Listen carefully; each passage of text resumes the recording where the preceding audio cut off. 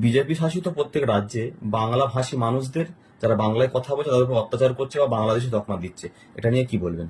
দেখেন, বাংলাদেশি ব্যাপারটা আলাদা। বাংলাদেশ একটা কান্ট্রি, একটা দেশ।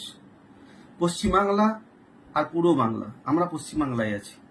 এই পশ্চিমবাংলার মানুষ তারা দেশের বাইরে, আমাদের রাজ্যের বাইরে তারা গিয়ে কাজ করছে, তাদের উপর অত্যাচার করছে। কেন? তাদেরকে তকমা লাগাচ্ছে এটা বাংলাদেশি। বাংলা কথা বললে কি বাংলাদেশি হয়?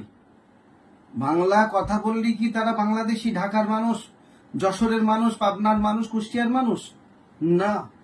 বাংলা ভাষাটা হলো পশ্চিমবাংলার একটা ভাষা। এটা রবীন্দ্রনাথ ঠাকুরের ভাষা, এটা ঈশ্বরচন্দ্র বিদ্যাসাগরের ভাষা, এটা কাজী নজরুল ইসলামের ভাষা, এটা ফুরফুরা পীর আবু বকর সিদ্দিকের ভাষা। বাংলাদেশিকে অপমান করছে না, পশ্চিমবাংলার মানুষগুলো অপমান করছে। অতএব পশ্চিমবাংলার মানুষকে যখন অপমান করতে শুরু করেছে, এটাই মাথায় রাখবেন, পশ্চিমবাংলায় ওদের কোনো স্থান নাই। পশ্চিমবাংলার মুখ্যমন্ত্রী মমতা বন্দ্যোপাধ্যায় সামনে 27 তারিখ কি 26 তারিখ থেকে আন্দোলনে নামবে।